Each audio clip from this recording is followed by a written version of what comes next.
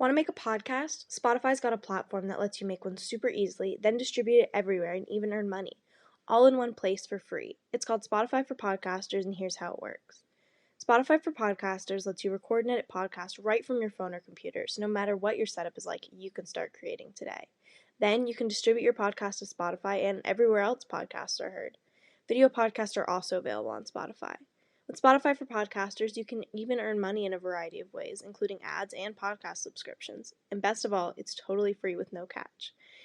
Spotify for Podcasters has made our podcasting process so much easier and even has options like Q&As and polls so we can engage with listeners. I highly recommend you give it a try. Download the Spotify for Podcasters app or go to www.spotify.com/podcasters to get started. The following contains descriptions of physical violence, sexual violence, and graphic descriptions of autopsies. Hi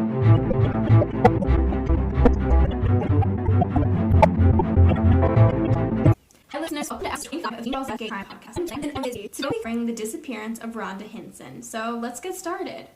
Rhonda Annette Hinson was born in 1962 in Valdez, North Carolina. She grew up in Valdez, which is like a historical small town kind of thing, and it gave me like very Stars Hollow from Gilmore Girls vibes. But like in North Carolina. Yeah, kind of. Like I looked at it and it had like the whole small town thing, but it was kind of surrounded by like rural nothingness. Yeah.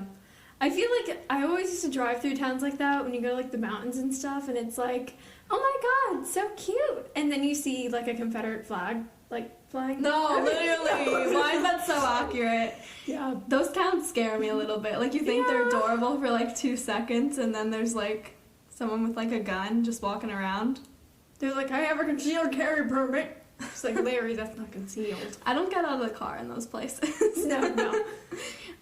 So she lived with her parents, Bobby and Judy Hinson, and I'm, like, 99% sure that she still lived with her parents at the time of her disappearance, even though she was 19, which I think is a little weird, but, like, I don't want to judge. No, it's a little weird, especially, like, since she had a job and stuff. Like, I totally get it if she was, like, taking gap year or whatever, or just choosing not to go to college, was staying with him, but, like, she had, like, multiple jobs. But, like, usually 19-year-olds before COVID times didn't live at home. True. I don't know. Little strange. Mm-hmm. I don't know. That's, like, kind of rude. I feel bad a little bit because I don't want to be mean to her. But it's important to point out. Maybe she was having, like, failure to launch issues.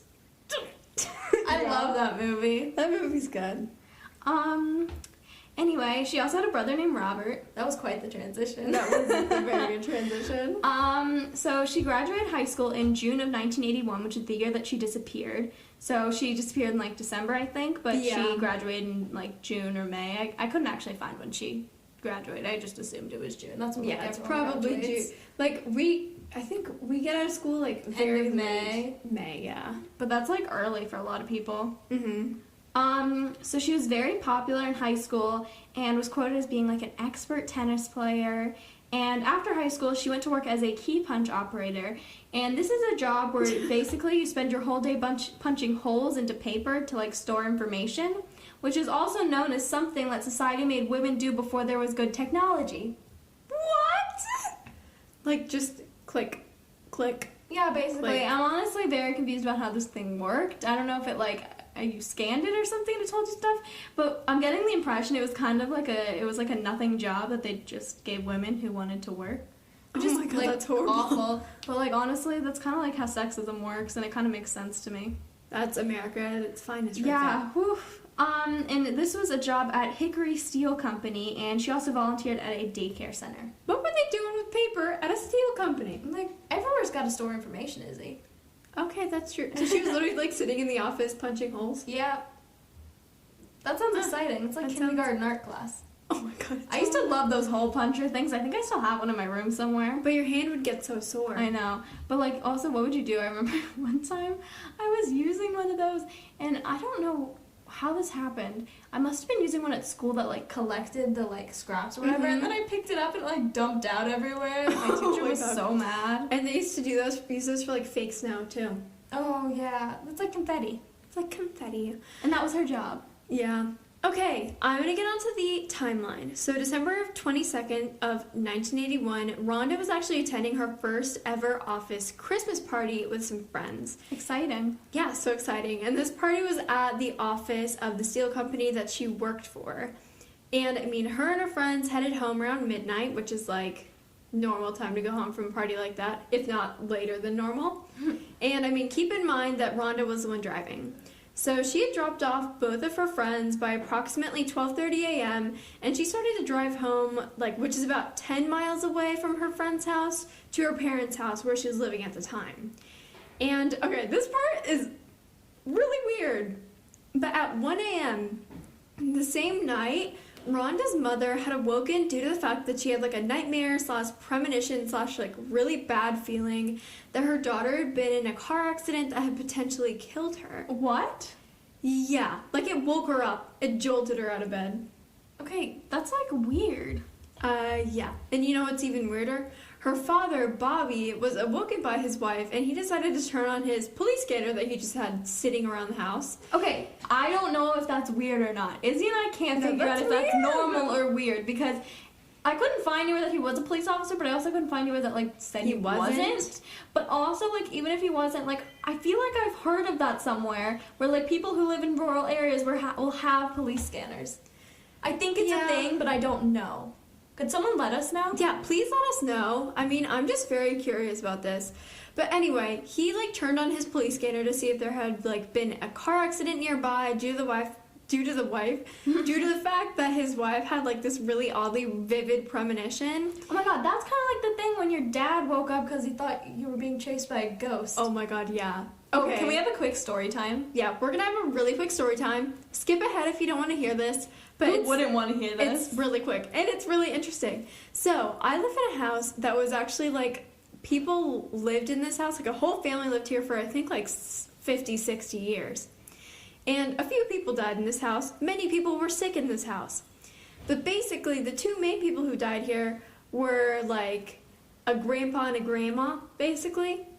And, I mean, like, I've never gotten a bad vibe here, seen some crap, weird things have gone on. It's creepy. It's kind of creepy. Like, my TV turns on and off constantly. It's weird. Izzy and I were sitting in her bed one time watching TV, and the bed just started, like, violently shaking. And I was, like, horrified. No, it was really When I sleep over at Izzy's house, I get scared sometimes.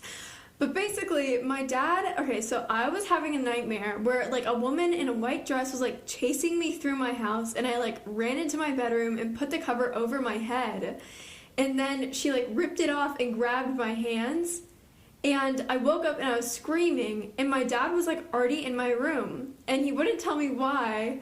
But basically, he had a dream that a woman in a white, like, nightgown came into my room. And then I screamed and it woke him up. And he went into my room to check on me. Yeah, that story gives me, like, chills every time. Yeah. But I thought of that because, you know, parental premonitions. Yeah. We all have some, or our parents all have some. We're not parents. Yeah, we are not parents. Let's clarify. And, I mean, on the police scanner, Rhonda's father actually overheard that there had been a homicide, and the victim was his daughter, Rhonda. And, I mean, Rhonda's car had been discovered on the side of Mineral Springs Mountain Road, which was only half a mile away from her house. Oh my god. Like, super close. And, I mean, this is basically like a rural road. It's a mix between a highway, and, like, you know what I mean? It's like one where you go, like, 55 miles per hour because there's nobody on it. That's but it's called still considered something, and a I can't road. think of what it's called. Yeah, I don't know. It's like when you're driving to, like, the middle of, or where you have to drive somewhere, but you have to go through the middle of nowhere. Yeah, exactly. And the driver, so actually her car was found in a ditch, and the driver's side door was ajar, and Rhonda's body was found, like, feet away. So she was lying on her back with her hands by her side in a placed position that almost looked like someone had put her there. Oh my god. Yeah, in a ditch next to her still running car. And she had actually, okay, this is so weird, but she had been killed by a single shot fired from a high caliber rifle, and the bullet had gone through her trunk, through her seat, and eventually through her heart and lung. Oh my god. Someone's gotta have really good aim. Yeah, like, to do all that, plus, like, killing someone with only one shot, that's, like, hard, right? That's insane. It, like, went through her car, too. Yeah, like, that's nuts. That's crazy. And, I mean, like, that was obviously like, imagine you listening to a police scanner because your wife had this crazy nightmare and then it like came true. Yeah, that's weird. That's really weird. I can't like put my finger, but that's weird.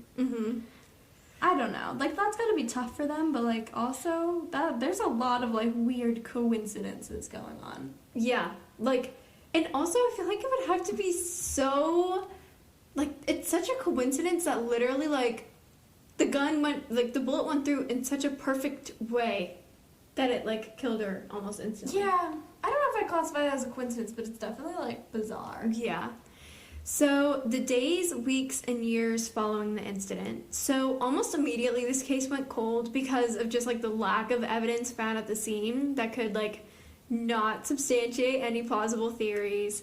And I don't think there have been any suspects named in the past 35 years. And to my knowledge, there's never really been a person of interest either. Yeah. And, I mean, obviously tips have come into the police station and through social media. However, they've, like, never been able to follow through with any of them, and or they were proven false. But, like, the biggest piece of forensic evidence that they've, like, ever found was some unknown DNA on Rhonda's sweater. However, like, literally the police refused to comment on it.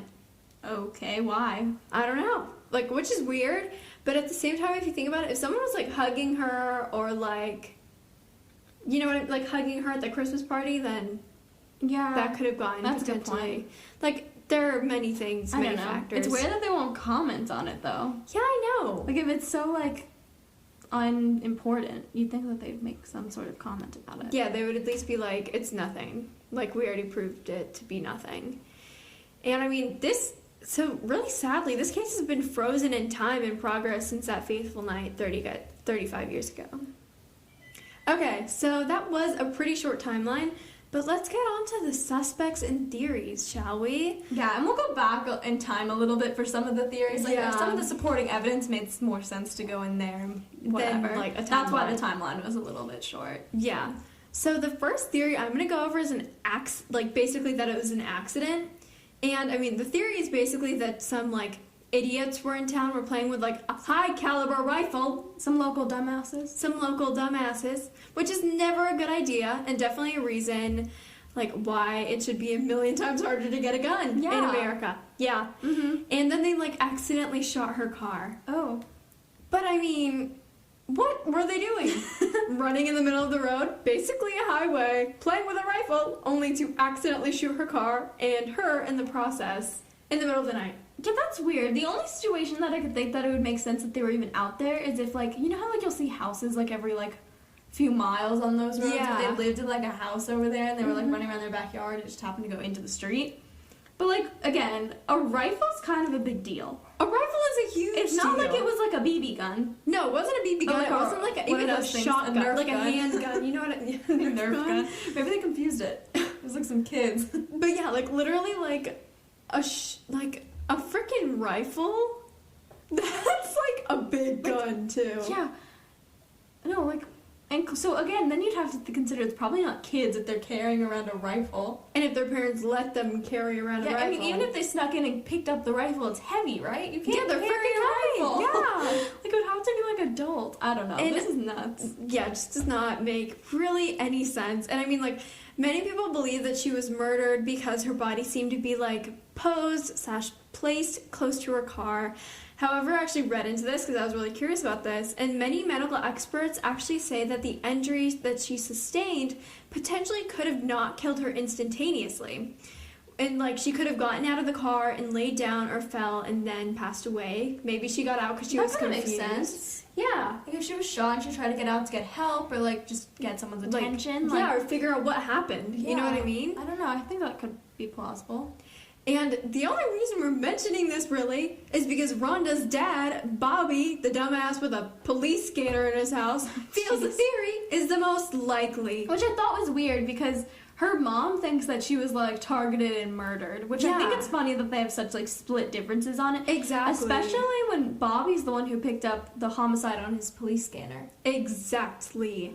And I mean, like, I disagree. There were just too many weird coincidences and occurrences beforehand for this to be an accident. Yeah, I mean, and half of that stuff we haven't even talked about now. We haven't gotten into it. It'll make more sense later, but, like, if you think about it, there was, like, a lot of, like, the way it shot right through her car, the way, like, again, she was probably placed. I know, like, we just talked about it. Yeah, but, like, the way her body was positioned. It seemed like she was placed. You can tell that kind of thing. Because if you fall, or even if you lay on the ground, you're not going to, like, lay down like a board.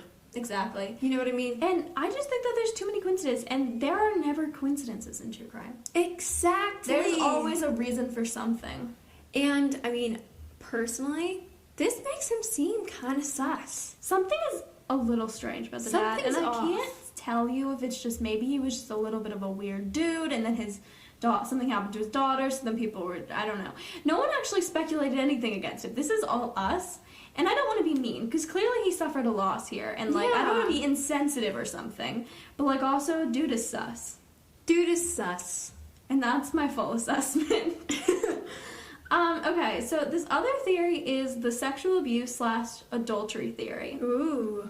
So, some of the strange behavior before her disappearance indicates that she was potentially sexually abused by someone. So an example of this would be showering in the middle of the night and claiming to feel dirty. Like, apparently she's experiencing just really bad insomnia, and she'd wake up in the middle of the night and go take a shower, and then her mom would be like, Rhonda, why are you up in the middle of the night showering? And she'd just be like, I feel dirty. Oh. And then she also was always wanting to go, like, with her dad into town. Like, she never wanted to go places by herself anymore. Oh. Which I thought was maybe almost like an indicator that something happened while she was in town, or like she went alone somewhere and something happened to her then. Yeah, that makes sense. But there are also a few things that suggest that she was involved with a married man.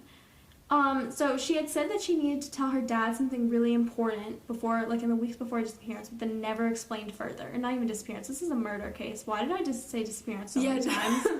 I'm dumb for that. I apologize. Yeah, we're going to continue now after I've just apologized because I kept referring to it as a disappearance. Oopsies.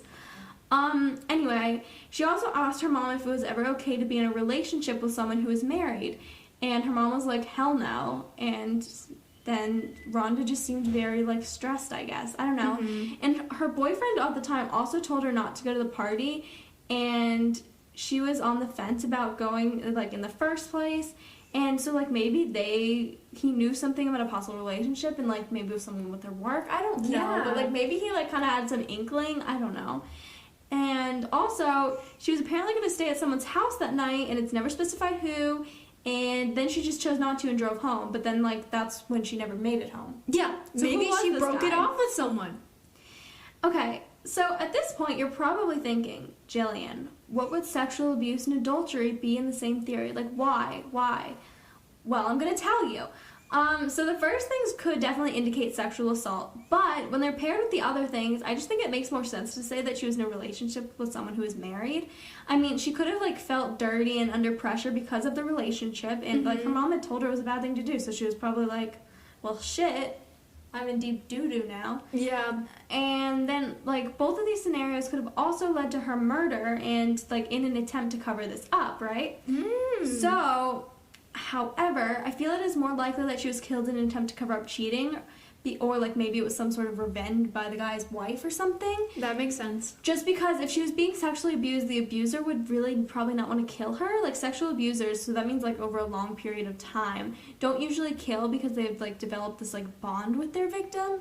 Yeah. And, like, usually if people sexual assault someone and then, like, they're going to kill them then. They're not going to wait and kill them. Exactly. And I feel like you see extended periods of time where people are sexually abused. It's not like when people are, like, I guess these are, like, if someone is raped by someone and the rapist is like, oh shit, what did I just do? And then they kill them. I feel like that's more common than, like, a prolonged period of sexual assault. It just doesn't make that much sense to me. I think in this situation that the, like, cheating theory would make the most sense. Yeah. So ultimately, here's just, like, what I think happened.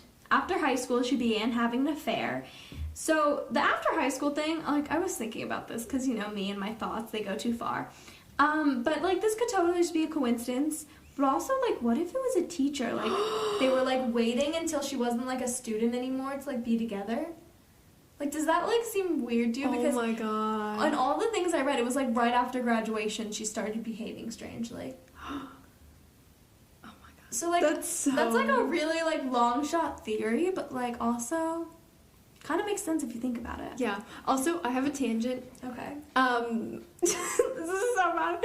Our principal married one of his students. Yeah. He's not our principal, actually. He's like our co-principal. No, I don't even know. They wouldn't actually give him the real job, and I don't know why. Well, we know why, basically. Yeah, I guess. He was, like, temporary principal for a while, and now he's, like, has some made-up position. Yeah. But he married one of his students. Yeah. Fun really times. creepy. And then she, like, came into my class one time because apparently she's, like, an actress. So then she began exhibiting symptoms of a guilty conscience. Mm-hmm. So, like, just, like, being very stressed out and, like, avoiding doing certain things. I don't know, like, just being very strange, I guess. And then after the guilt became, like, so overwhelming, she had told her dad that she wanted to, like, tell him something important, right? So that's kind of like a sign that she wanted to tell people about the relationship. Yeah. But then maybe the guy was like, hell no, you're gonna screw up my marriage. And then he just, like, killed her. Yeah, and maybe, like, he had a lot of maybe, like, they had been in a relationship for a while and she was finally old enough where she could tell people and it wouldn't be, like, statutory rape. Yeah. Because she was too young. But then she was like, I'm gonna tell people, and he was like, oh, fuck no, you're not gonna do that. Yeah, I don't know. Something is weird, but I think that theory makes a lot of sense. I think it makes sense, too. Overall, I think that's probably the most probable one. I think so. I think cheating is always involved. Yeah. Especially when there's, like, no evidence in a case. Yeah. Okay, this theory, I gotta be honest, kind of made this one up.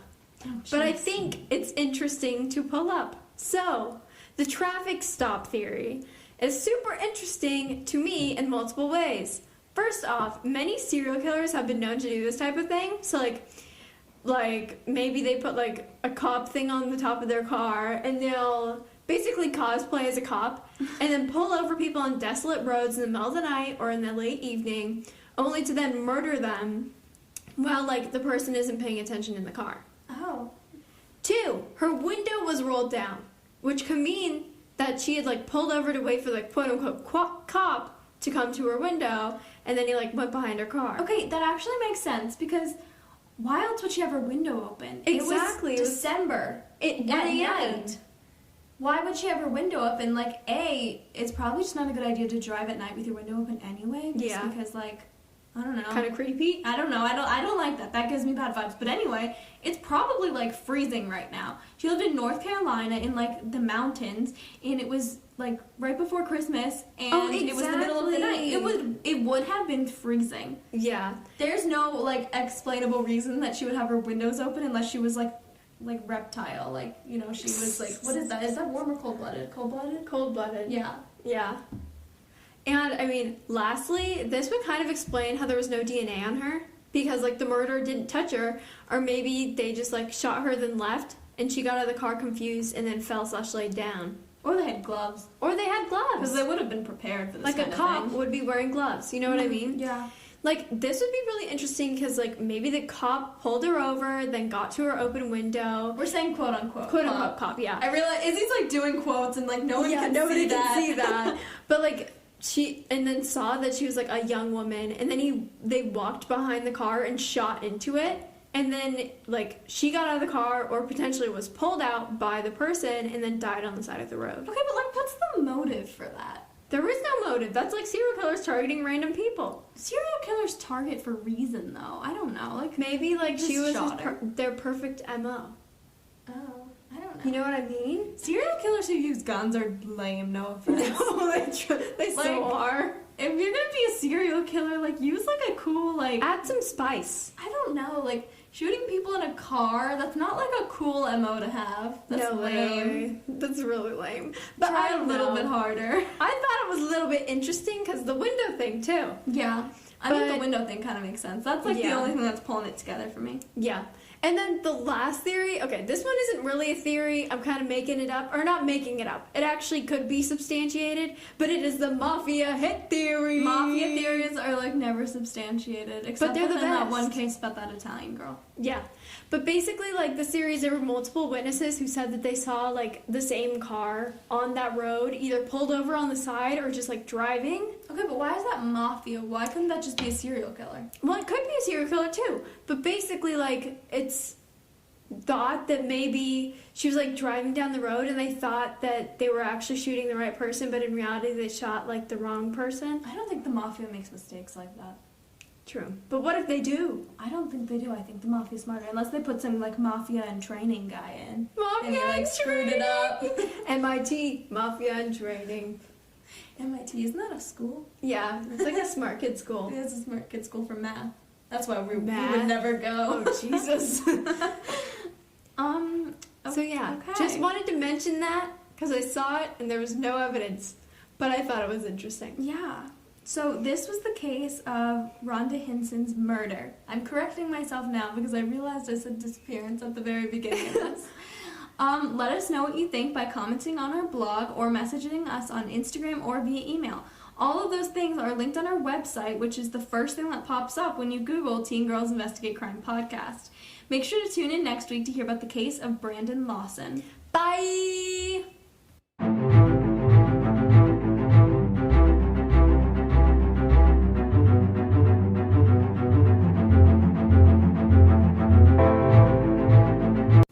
Hey guys, please take a second to check out this promo for Locked in a Closet podcast. Hey, we host the podcast Locked